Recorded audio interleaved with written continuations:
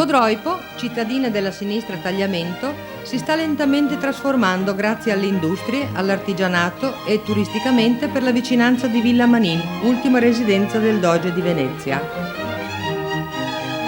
Gli edifici rurali presenti nel paesaggio ci ricordano che l'attività prevalente del luogo era quella agricola.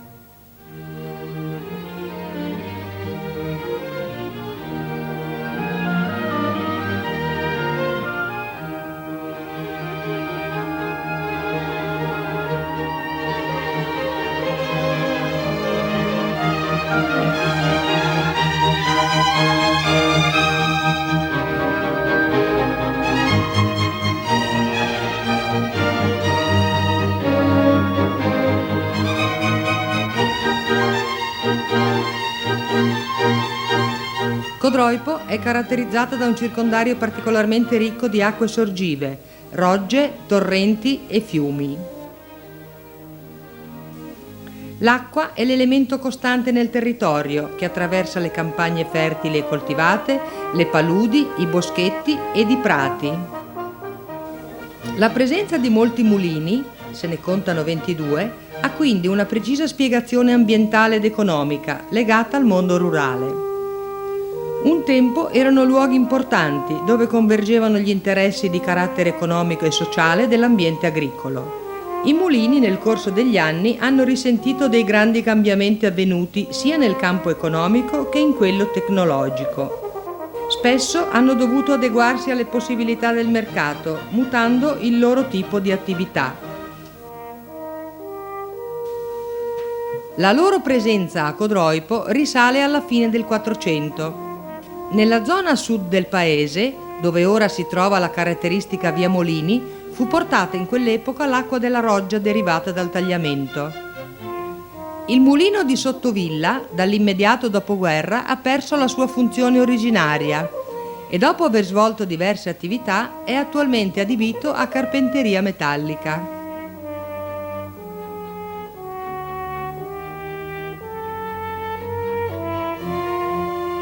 Al 500 risale il mulino detto del Gnuf, perché costruito per ultimo nella via Molini. Ora è anche conosciuto come Molino dei Bosa ed è rimasto attivo fino agli anni '80.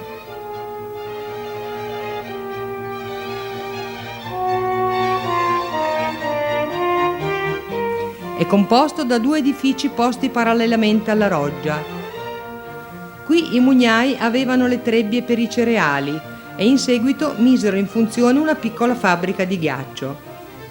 Una parte del secondo edificio è stata trasformata negli anni '80 in una chiesa rionale, chiamata Des Risorgivis.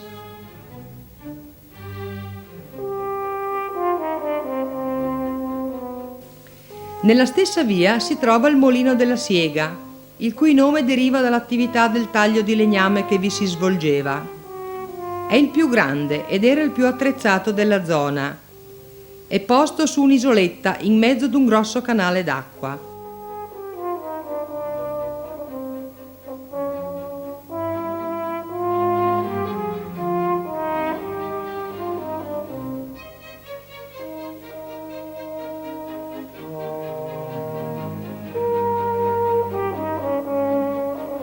Allontanandosi da Codroipo, sulla comunale San Martino Lonca, detta Levada, è situato il mulino Caeran. È ancora attivo, soprattutto per la produzione di mangimi. Sulla facciata, in epoca recente, sono stati dipinti degli affreschi. Spostandosi in località Biauzzo, ad ovest di Codroipo, si trova il Molino delle Streghe, rimasto attivo fino agli anni '70. La bella struttura versa purtroppo in precarie condizioni di conservazione. Sulla facciata rivolta verso la strada si intravede la meridiana, l'orologio dei nostri nonni.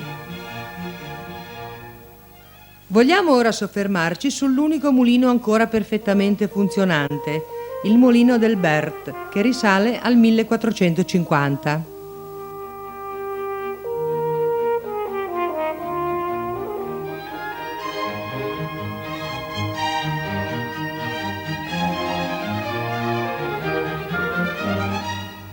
È composto di 2 edifici paralleli, disposti lungo la roggia che assieme ad altre costruzioni delimitano una corte.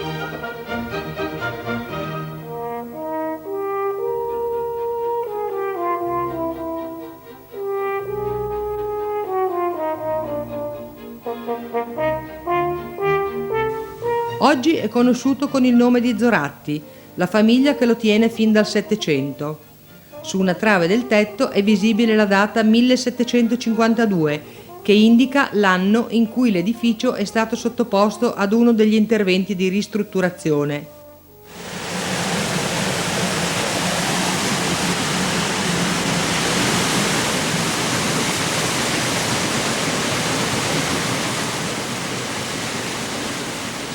Si tratta di mulini in cui l'energia idraulica, prodotta da una ruota messa in movimento dall'acqua corrente, permette vari tipi di attività. Essenzialmente la macinazione delle biade per la produzione della farina, ma anche la follatura del panno o il taglio del legname.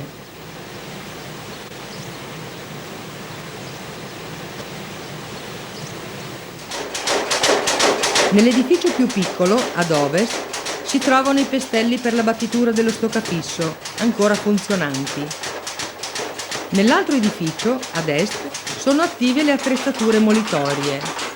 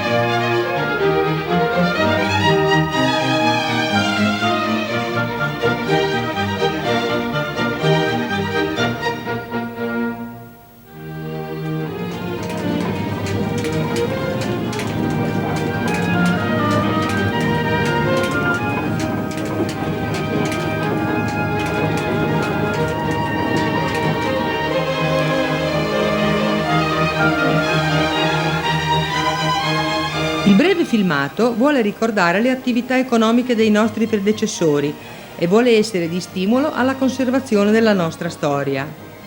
Ma, come abbiamo visto, non tutti i mulini hanno mantenuto la loro funzione originaria ed uno stato di conservazione adeguato. In ogni caso, gli edifici mantengono tutto il loro fascino. Il fascino di un passato evocato dall'ambiente, dai materiali usati, dal movimento, dal rumore o anche dal silenzio.